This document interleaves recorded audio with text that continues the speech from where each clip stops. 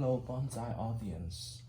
Today is January the 16th, 2021, and it's late winter in Seattle, and I would like to try to transform this Dawn Viburnum into a bonsai. And so mainly I'm going to prune the tree and repot it. So last year, at about this time, I actually tried the same species, and it didn't work. So I'm going to update on that too. So this is the tree I did last year, and it didn't survive. And I think it is because it suffered from wind damage after repotting. So right after repot, because it has reduced roots and it flushed out with new leaves, but I put it in my balcony, which is too windy, so the leaves got dried out by the wind, and the tree didn't survive. So, which I think is the most possible explanation for it, but of course there is also possibility of maybe the tree is not the most suitable for bonsai, or there are other mistakes I made. But this year I'm going to try it one more time. A lot of times I would wander in a plant nursery and just look for plants that's I'm interested in trying to make into bonsai. And I didn't plan for it, but this year I spotted this plant again, and when I look, it's again a viburnum. So there is something special about this tree. Before I talk about those, I normally first take the tag of the tree and make a document of the information we have. So it's Dawn Viburnum, Viburnum X Boldnantens, and it's Dawn. So this is a medium growing upright deciduous broadleaf shrub, and it has pink tones flowers in winter, hardy to -15 Fahrenheit, so 6 to 10 feet tall, 6 to 10 feet wide, 4-color oranges and reds, sun to part shade, and acidic soil. So whenever I see a plant that required acidic soil, I think about the bonsai soil that's called Kanuma, which you can see here. Kanuma is the city in Japan that produced these soils, and it's the most famous soil people cultivate Sasuke azalea bonsai in. So in the city of Kanuma, every once in a while they would host a Sasuke azalea bonsai exhibition. It's all cultivated in this type of soil, which is good for acidic, acid-loving bonsai. And I have another tag here which show the winter flower. I like to film these tags, so I have the whole information. What's the commercial name and what's the scientific name of the plant. And I don't know if the camera can capture all this information, but I hope so. So again, the reason why I picked the same plant twice in a row, we can look at it closer and you can see the bark texture is, although this is a relatively young plant, it has nice texture, flaky bark, and of course it has pink flower. So the bark make year-long interest. Pink flower would be beautiful in winter, and the orange and red leaf would be beautiful in fall. So it has year-long interest.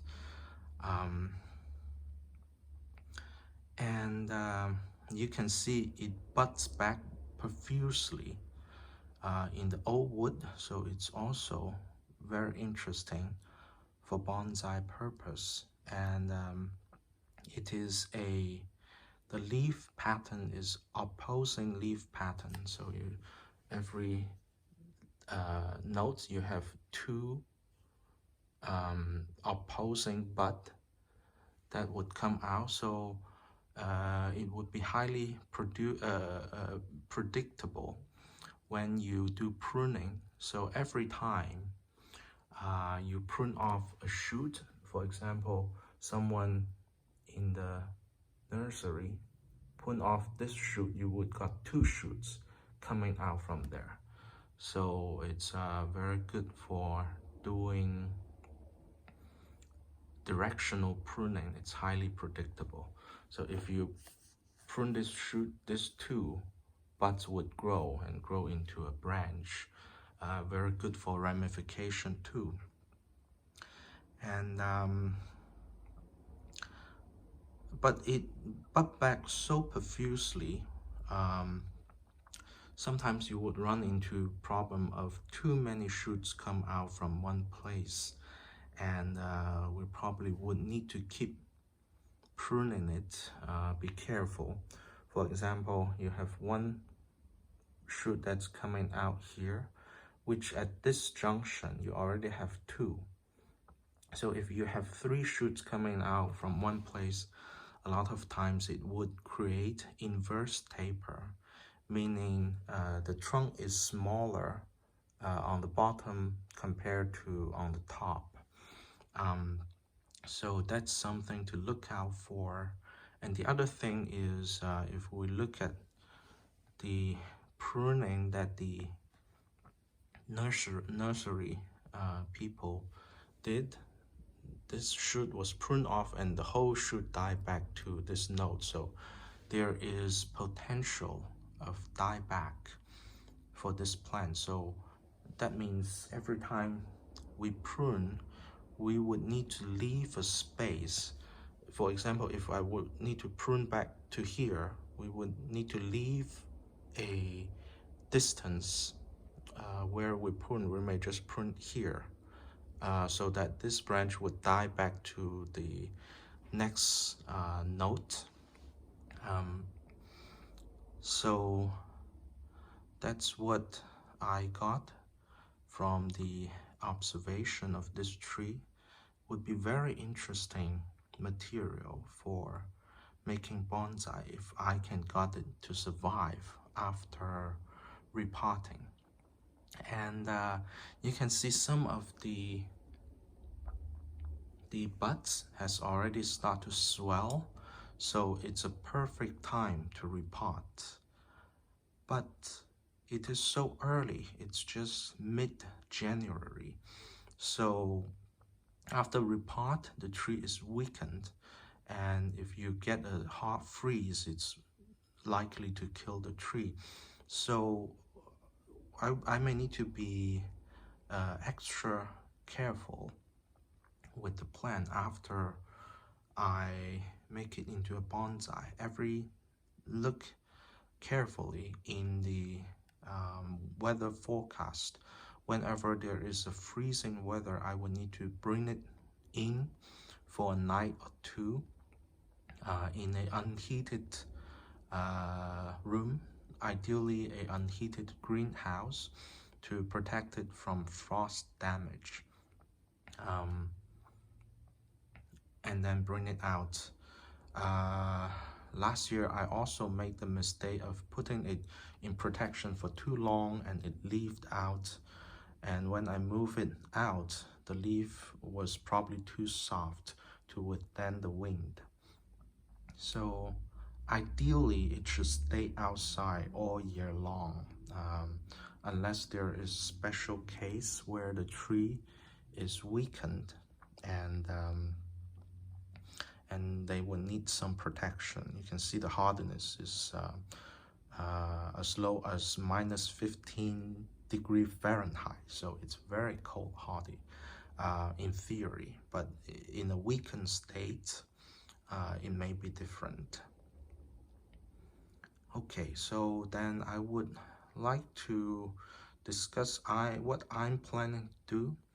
You can see the nursery stock I selected this year is even better than the one I selected last year, because the movement is very low on the trunk. You have some very nice movement there, and you also already have some taper, so I can easily make this into a classical single trunk tree by cutting off this branch and cutting off this branch. So you can see a good traditional S shape there.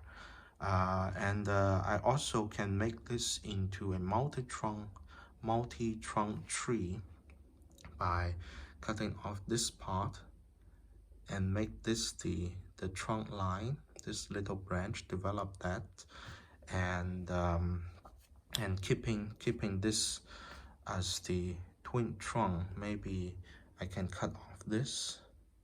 I can also make it into a triple trunk, where this here is one trunk, and this is second trunk, and this is third trunk there. Whichever way someone chooses is their own preference.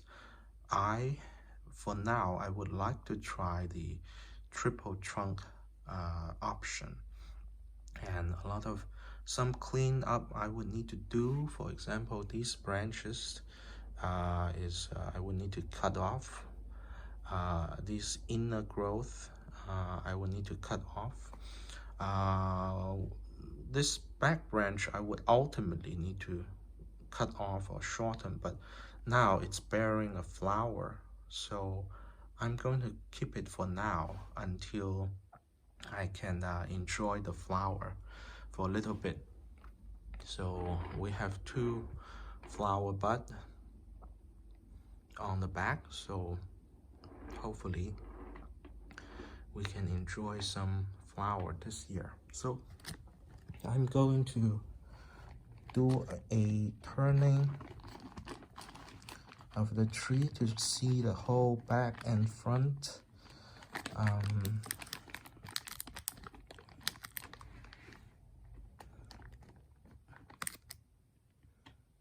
At this time, and then I'm going to start. I recently learned how to make a time-lapse video, and obviously my audience loved the time-lapse formula, and for me it's actually a little bit easier because I don't need to talk too much while working on the tree. It's actually a little bit more focus for me. So I like that. So for this very time-consuming work, I'm going to turn it to time lapse. I think from now on, if I expect a work that I can finish within maybe 30 minutes or 40 minutes, I would do it in the normal speed format. And if I expect more time than that, I would do a time-lapse video. But still, I'm going to explain what I'm going to do, and then do a before and after look of the tree, and do the time lapse in between.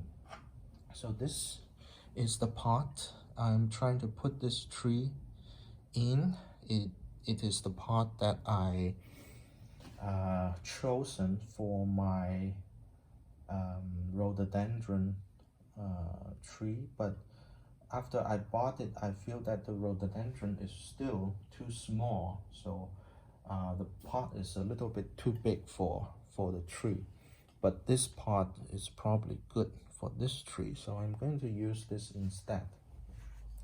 You can see the two draining hole. I'm going to cut some mesh, a mesh like this, to block the drainage hole. And this is a good bonsai pot, so it has two tying holes. So what I'm going to do, I'm going to put some wire through the tying hole to tie the tree in. And as far as soil goes, I'm going to use probably some Kanuma, maybe 2-part Kanuma and maybe 1-part sphagnum moss, which is good for root growth. And also I would get 1 part the old soil in the of the plant to repot the tree.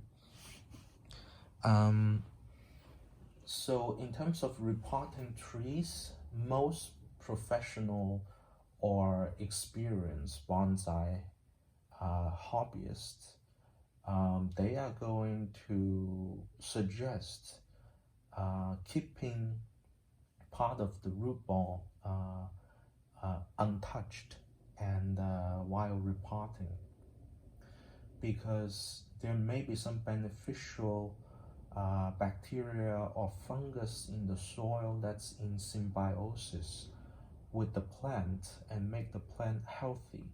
So if you switch all the soil, you are going to get rid of most of those beneficial microorganisms that's benefiting or making the plants flourished. But there is also a concern that if you keep some of the old soil, that part of the root ball is going to be constantly wet, and the new soil is going to dry out faster than the old soil. So you create some problems, some potentials for root rot. And the way I want to approach this is, I want to try wash bare root the plant, but keep some of the old soil in the new soil and mix them very well, so that the whole soil is consistent, but still keeping some of the beneficial microorganisms in the soil so that it can repopulate the new soil. So that's the approach I would like to try. Of course, for plants that doesn't form a important symbiosis with a microorganism, that may not be the most important, but we don't know which plant for which plant it is more important. Normally, we would think that the um, evergreen conifers, they normally form an important symbiosis with mycorrhiza, but a deciduous tree is less well known, but a new study may suggest differently. So we don't know. That's why I would try to keep some of the old soil. So I think that's that. And I'm going to turn on the time lapse and try to make the time lapse video now. I think I'm going to maybe put the link here, and you can check out the time lapse video. And we are going to come back later and look at the final view of the tree. Okay, so we are back. I finished the pruning and repotting of the Dawn Viburnum, and so you can see on the upper right portion of the plant there is still a big chunk of branches. I would like to try air layering this part in the late spring when the leaves of this plant has completely flushed out and hardened off, and air layer this this late spring, and then I'm going to cut it here. I'm going to cut off this whole white part. For now, I'm going to leave it, but I wrap it with some paper so that you can envision what the plant would look like without that part. So I imagine that there would be almost like 3 trunks.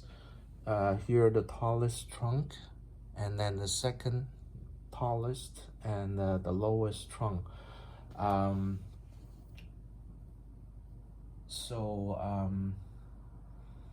The whole tree would basically finished tree would basically look like this. And I also leave some of the flower buds that's very long right now, that's on the back of the plant. I just want to see what the flowers looks like. That's why I leave these.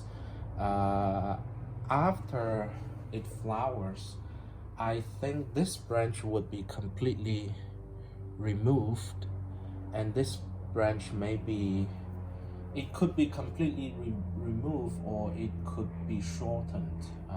Both would work. This branch would either be removed or be shortened,